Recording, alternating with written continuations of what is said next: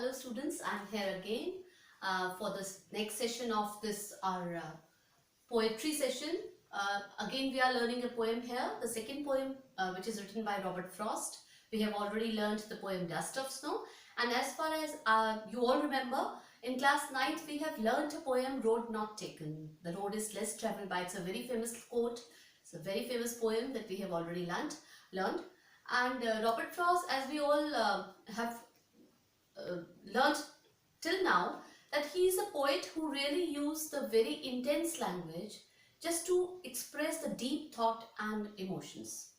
So in this poem also, though it is a very short poem, we all can see, but what he is trying to say for this world and humanity, let's learn now. The title of the poem is Fire and Ice.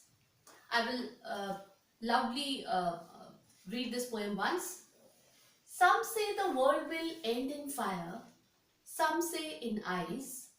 From what I have tasted of desire, I hold with those who favor fire. But if it had to perish twice, I think I know enough of hate to say that for the destruction, ice is also great and would suffice. So this is the poem. Now, some say, the poet wants to quote here that some people say that this world is going to end. As we all know, nothing is permanent in this universe. Nothing is universal. Everything is mortal. Sooner or later, everything has to be destroyed. Some people say that world will end in fire. But some says it will end in ice. Maybe because of the ice age, maybe because of the melting of the ice, or maybe because of the melting of the glaciers and rising level of the water. It may give disasters to the world. I hold, from what I have tasted of desire. Now, here the I is used here for the poet. What he is trying to say, he has tasted, he has observed, he has felt of desire. I hold with those who favor fire. He is at the sight of those persons who really says that the world will end because of fire. But if it had to perish twice, it means the world had to perish. Perish means just to destroy, to finish anything. It has to finish twice. I think, who's I here? I is the poet.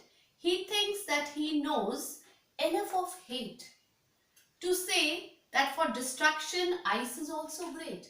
He is saying that even the hatred can destroy this world. Hatred, jealousy, ego, anger, and would suffice. Suffice means sufficient, and that is sufficient. Now, let's learn the symbolic meaning of fire and ice here. He is comparing or maybe giving a metaphor here. Why he is considering fire? Why he is considering ice here? Fire means the desire, the greed, or the lust. The people wants more and more. They are very much of, just because of their greediness, they are becoming more angry, more jealousy is found in their attitude and behavior. So ice stands for hatred, jealousy, ego, anger.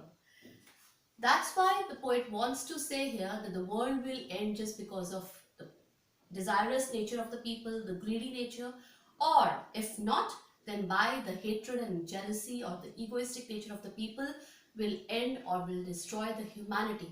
Not the outer or the materialistic world, but the humanity of the world will be destroyed.